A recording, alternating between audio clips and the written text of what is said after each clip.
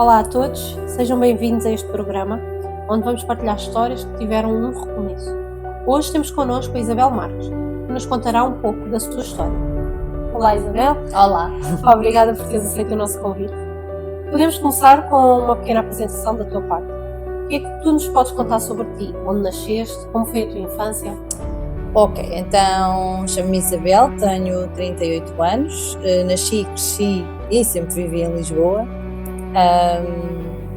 E diria que a minha infância sim foi uma infância feliz, uma infância, não quero dizer normal, porque não sei muito bem o que é que as pessoas definem por normal, mas foi uma infância feliz.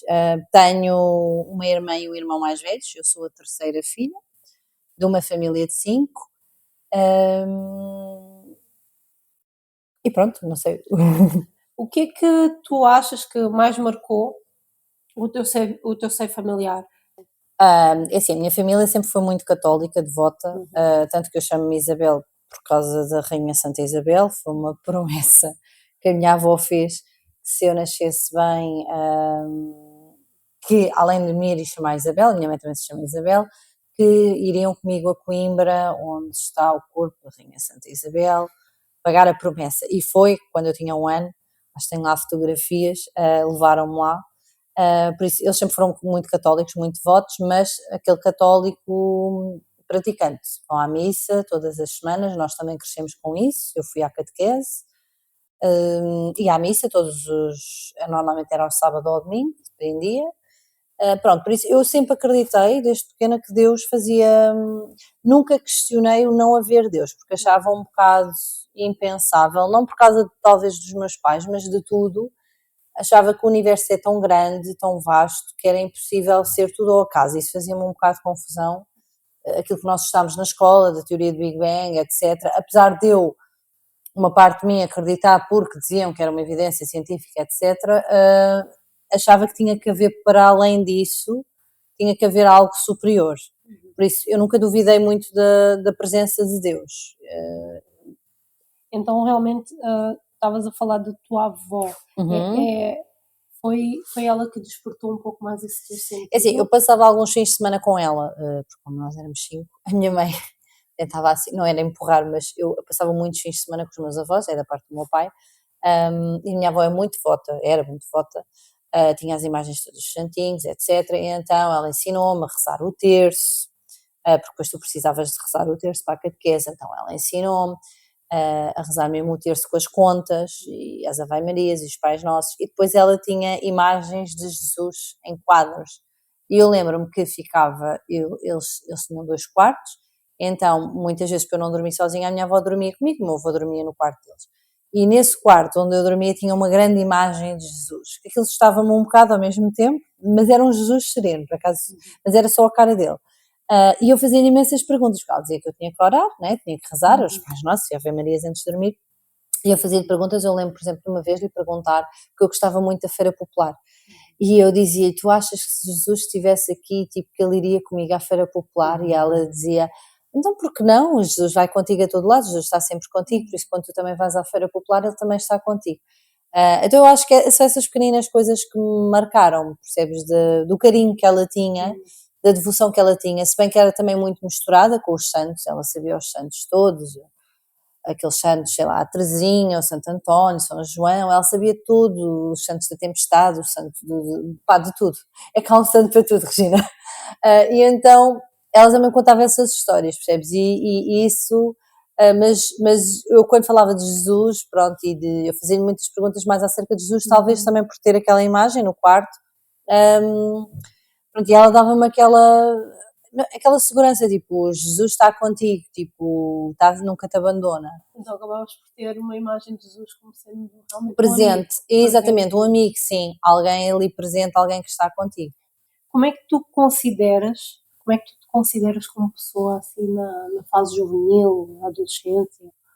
Assim, na adolescência acho que passei por período, não é toda a gente passa, mas mais de rebeldia, não é? Eu tive um período que não deixei de acreditar em Deus, mas deixei de ser praticante, ou seja, deixei de ir à igreja, deixei de orar. Eu orava sempre, porque antes de dormir era o Pai Nosso, rezava o Pai Nosso e a Ave Maria. Mas deixei de fazer isso. mas sempre com a crença em Deus. Depois, entretanto, eu no secundário tinha uma amiga minha que era adventista do sétimo dia, mas ela já não ia à igreja, e então, muitas vezes, nas nossas idas ao café, às vezes acabávamos por falar de religião. Acabávamos por falar da Bíblia, da religião. Eu tinha muitas questões, porque eu depois, entretanto, de vez em quando, como ia à missa, voltei, assim, devagarinho a ir à missa, porque sentia-me bem, então continuava a ir à missa, mas tinha muitas questões daquilo que falavam, daquilo que o padre falava, das rezas, porque eu achava aquilo muito formatado, não é? Na Igreja Católica, e levantas-te e já tens aquelas respostas, depois sentas, depois dizes o credo, depois dizes o Pai Nosso, depois voltas-te a sentar, depois levantas. E então, aquilo era piloto automático, ou seja, eu dizia aquilo, mas nem sequer estava a pensar naquilo que eu dizia. E eu tinha também muitas questões, especialmente da morte, como é que iria ser, etc. E ela ia falando comigo. Pronto. E isto foi-se os anos passando, até chegar mais ou menos ali à fase da faculdade. Mais final da faculdade, que eu já tinha tirado o mestrado, por isso eu devia ter para uns 24, 25. E ela aí disse-me, eu disse que eu gostava de ter pessoas, de ter a oportunidade mais de saber sobre a Bíblia. Sabia que ela não estava na igreja, mas eu disse, gostava de conhecer pessoas mais cristãs, pronto, que falassem disso, porque eu só falava disto com ela, porque todas as outras pessoas não veriam essa abertura ou não acreditavam, então eu não entrava muito nesses assuntos. E ela disse, porque é que não vais à igreja adventista e não sei o quê, ali em Alvalade, que era a igreja que nós costumávamos ir, a minha mãe vai, se quiseres a minha mãe vai contigo, etc.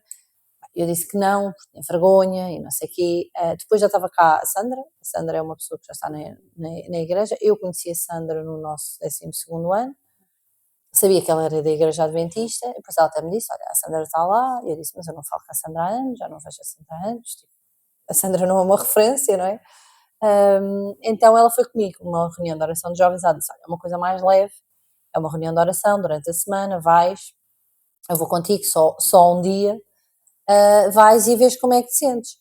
Olha, eu gostei porque depois era o pastor, ele não se chama Jorge Machado, mas era o pastor Machado que estava cá. Foi numa reunião de oração e ele depois sortearam um livro, que é o Conhecer Jesus é Tudo, e o livro saiu ao pastor. Só que o pastor disse que fazia mais sentido o livro ir para uma pessoa que não foi, pronto, uma visita. Quem é que era visita? Era eu, porque não havia mais visitas naquela reunião de oração. Então ele ofereceu-me o livro. Eu li o livro, gostei muito do pastor Bulhão, Conhecer Jesus é Tudo. Li o livro, gostei imenso. Depois, entretanto, eu vim outra vez à reunião de oração, mas aí sozinha. E eu lembro-me de estar a subir as escadas aqui da igreja, porque entretanto era no piso de cima.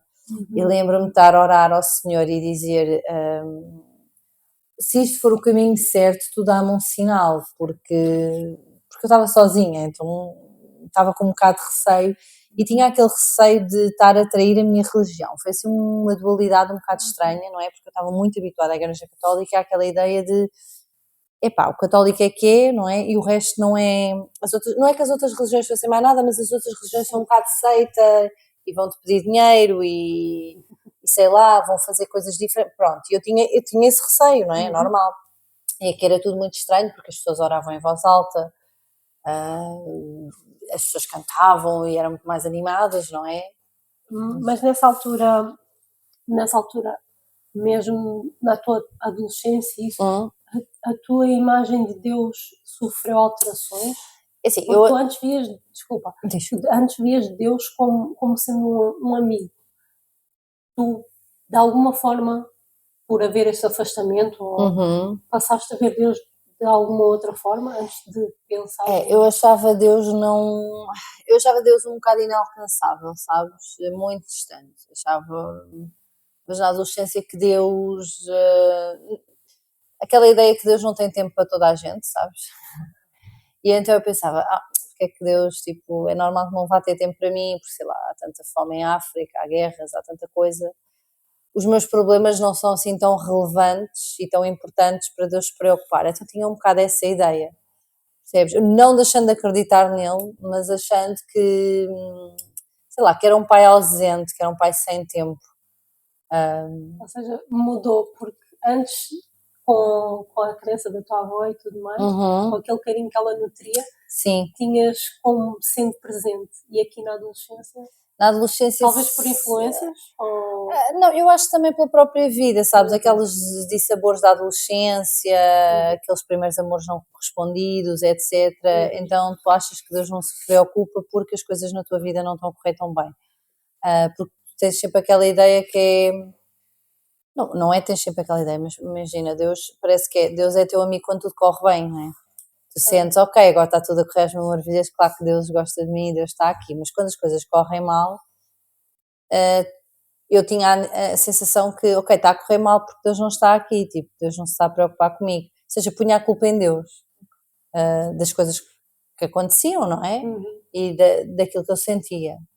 Depois, obviamente, com o tempo e também a falar com a minha amiga e também não é, com as orações, fui percebendo que realmente não, era uma ideia um bocado errada de Deus. E então depois o pastor acabou por te entregar o livro, tu leste? Sim, li. E tu dizes que realmente se fosse para eu estar aqui, que realmente Deus me desse um sinal. um sinal. E Deus deu uma paz, um sinal assim, eu entrei e sabia que estava no sítio certo, não sei explicar como, mas o meu interior estava em paz. E lembro perfeitamente da reunião, lembro das músicas daquele CD jovem, que era aquela de e se o céu cair, e se o mar a secar, eu não vou desistir porque o meu Deus é o meu Deus. E foi nesse preciso momento que eu entrei, então senti-me mesmo que estava no sítio certo. Entretanto vim sábado, isto foi durante a semana, convidaram-me para vir sábado, eu vim sábado à igreja, era o sábado do final da oração, das visitas, deram mais livros, deram uma catrefada de livros, de Ellen White, O Grande Conflito, deram-me imensos livros, deram-me também um manual da Escola Sabatina, e eu entretanto comecei a vir aos sábados, comecei a vir e comecei pronto, com a Escola Sabatina a ler mais sobre a Bíblia, e a ler a Bíblia e começar a entender as coisas. E foi giro ver, por exemplo, o crescimento e conectar coisas, percebes? E descobrir coisas pela primeira vez que eu lia, não entendia e depois passei a entender. Então foste tendo as tuas respostas através do estudo. Sim. Depois de realmente teres tido este contacto com Jesus, quais foram os desafios, as perdas? Olha, depois, é assim, eu contei à minha família, minha família reagiu bem, foi um bocado, ok, desde que seja uma igreja cristã está tudo ok, pronto, para eles. O desafio maior foi talvez o sábado para mim, explicar um bocado à minha família, que ainda hoje não entendem bem, mas respeitam, explicar que havia certas coisas que eu não queria fazer ao sábado e que queria honrar o sábado, e também no trabalho. Eu na altura depois arranjei um trabalho, já estava na igreja, ainda não estava batizada, tanto que eu lembro-me que pronto, o trabalho implicava de vez em quando trabalhar ao sábado. E eu, olha, nessa semana foi horrível, porque nessa semana acho que mal dormi, mal comi, foi horrível, porque eu não sou uma pessoa de confrontos, então ter que dizer à minha chefe que eu não podia trabalhar ao sábado, eu nem tinha medo de perder o emprego, percebes? Depois também eu tinha o problema de o que é que eu vou dizer aos meus pais depois tipo comecei a trabalhar e perdi o emprego, vou ter que arranjar uma desculpa, não posso dizer que é a religião. Olha, foi assim um turbilhão de ideias, mas depois era o medo de confrontar, porque eu não sou pessoa de nestas coisas, eu não gosto nada de confrontos, eu não gosto de ter com as pessoas e pronto, eu odeio isso. Então eu lembro, olha, foi com o professor Júlio, eu pedi uma declaração no sábado. E eu depois só dizia, eu tenho que treinar, quando vou ter assim um confronto, eu tenho que treinar, o que é que eu vou dizer, e depois eu treino as respostas, se a pessoa me der esta resposta, eu já tenho uma resposta, se a pessoa der essa, então, eu fui ter com o pastor Júlio. Foste bem preparada. Não, imagina, mas sei, fui ter com o pastor Júlio, ele deu uma declaração, a dizer que eu era simpatizante, porque eu ainda não era batizada, e eu disse, pastor, mas e o que é que eu digo? Ele, mas tu não vais dizer nada. Eu, mas como assim eu não vou dizer nada? E ele, tu só vais dizer que não podes trabalhar ao sábado por motivos religiosos e que tens aqui uma carta em que explica isso e entregas a carta, tu não vais dizer mais nada. Eu, mas como assim eu não vou dizer mais nada?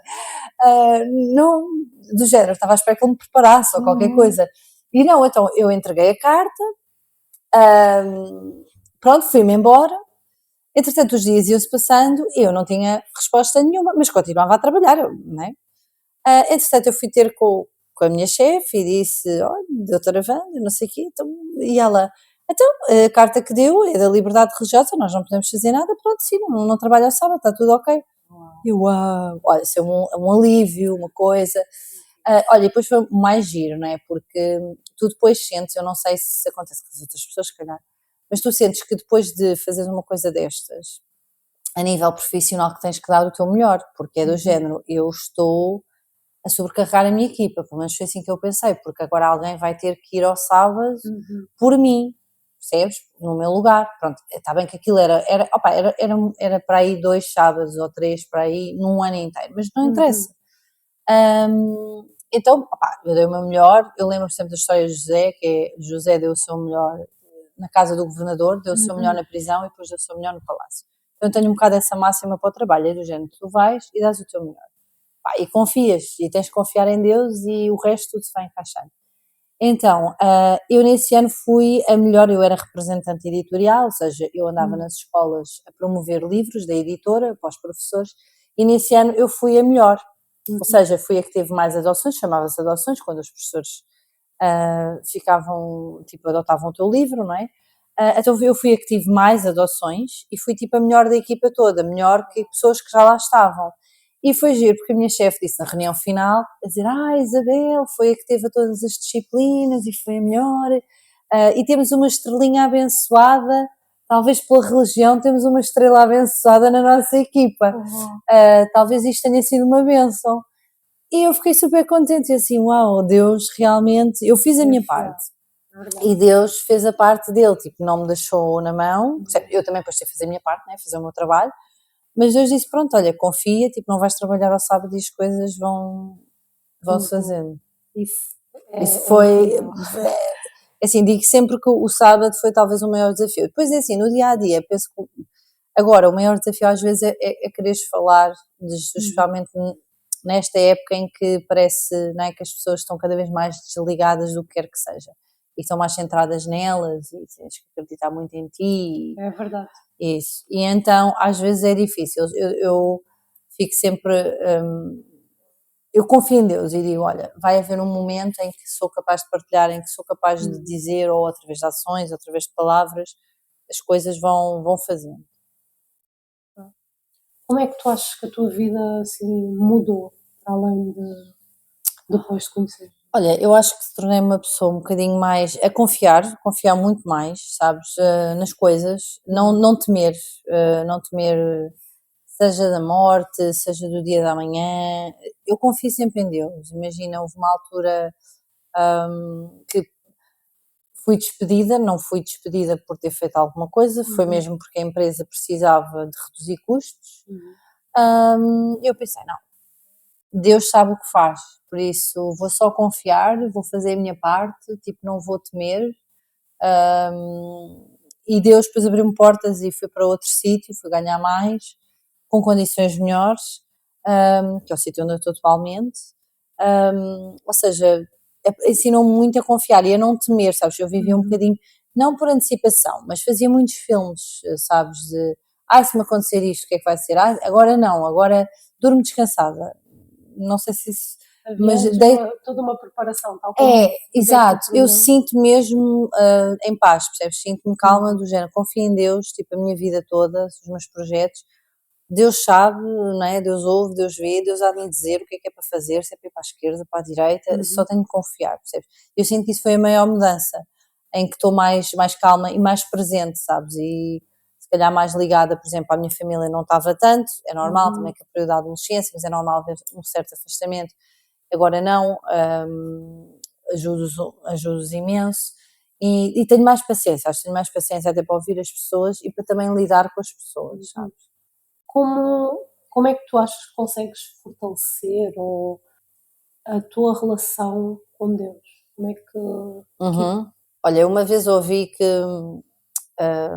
tu para orar não precisavas de orar sempre de olhos fechados, não é? Eu tenho esses momentos com Deus, mas eu durante o dia, especialmente como ando de carro, vou muitas vezes a falar com Deus, a falar sozinha, e sinto que isso me tem ajudado imenso. Isso, e ler a Bíblia, não é? E estudar sobre a Bíblia, mas ler a Bíblia de um ponto de vista também mais histórico, para perceber, especialmente o Antigo Testamento.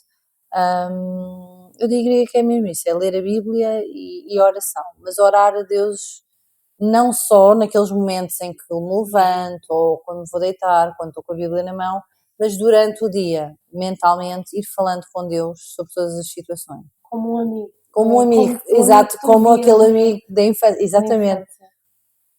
E às vezes até lhe dou opiniões, tu já viste isto, não é? Já viste? Sério, isto está mesmo a acontecer, isto é surreal. Muito bom. Muito É, bom. sério, porque eu penso, Deus é mesmo, nós vemos, lá está Deus, sempre com reverência, não é? O Criador do Universo, mas Deus é aquele teu amigo de café, olha, hoje o meu dia, eu digo mesmo, olha, hoje o meu dia não gostei, foi horrível, tu já viste o que é que me aconteceu, e aquela disse não sei o quê, e eu irritei-me, e depois eu irrito-me porque me irritei com ela e não me deveria se calhar ter irritado, mas tu sabes que me irrita, pronto, e então eu às vezes até penso, olha, eu estou para aqui a disparar, percebes, a ter aqui as conversas, e ele deve pensar, e acho que Deus tem mesmo um grande sentido de humor, percebes, porque Deus deve achar, pronto, lá está esta, a sério, juro-te, porque é mesmo, e desde que eu percebi isso, eu lembro uma vez aqui na igreja alguém pregou dos jovens a dizer, tu tens que orar a Deus até ao ponto de estás a experimentar roupa numa loja e perguntaste, Senhor, tu achas que isto... E eu nunca tinha pensado em Deus assim, tipo, eu penso Deus para as coisas importantes, lá está, para as coisas corriqueiras do dia a dia, não? Mas agora penso, Senhor, tu já viste isto, olha, e o que é que tu achas desta roupa? Olha, e o que é que tu achas de comprar isto? Se calhar não devia, não. E tenho todo aquele debate e isso ajuda-me, sabes? Ajuda-me a confiar mais e a saber que estou nas mãos dele. Tens algum versículo assim que te fortaleça, que te acompanha? Há bocado falámos sobre isto e eu não te creio. É assim, é o Salmo 91, que é do... Espera, que eu até te digo. Para quem não está a ver, nós estamos só aqui a procurar, é o 91:7, que é o 1000 cairão ao teu lado e 10.000 à tua direita, mas tu não serás atingido. Lá está a confiança, não é? Confiança em Deus. A confiança em Deus, que tu não serás atingido. E eu penso mesmo assim, ok, não, confia, não vais ser atingida. E mesmo que sejas, porque às vezes isso acontece, não é? As pessoas que calhar estão a ouvir e pensam, ok, então e quando a vida está mal, ou quando tudo se vira ao contrário, Deus está lá e Deus vai cuidar, e Deus vai abrir uma brecha, um buraco na parede, seja o que for, que às vezes nós dizemos, vai abrir uma porta ou uma janela, não, às vezes é um buraco na parede, para nós conseguirmos fugir. Mas Deus vai estar lá e Deus vai providenciar, é mesmo confiar. E agora, quem é Jesus para ti? Lá está, Jesus é o meu amigo, neste momento é o meu melhor amigo. Se tu pudesses dar assim algum conselho para alguém que tenha tido se calhar um percurso assim semelhante a teu, qual seria esse conselho?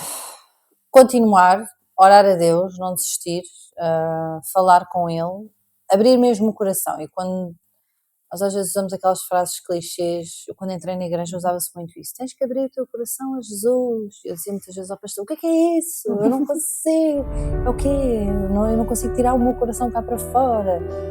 Não é no sentido literal, não é? Mas conta-lhe tudo, mesmo que seja mau, não é? Porque nós achamos que se mesmo cru, diz, olha, até pode estar a ter dúvidas se Deus existe ou não. Dizer isso, olha, eu não estou com dúvidas, será que tu existes? Será que tu estás aí? Será que tu me ouves? Dizer isso, ser o mais sincero possível e deixar rolar, porque a partir daí eu sei que muita coisa vai acontecer, sei que Deus vai encontrar maneira de te ajudar e de te levar onde tiveres que ir.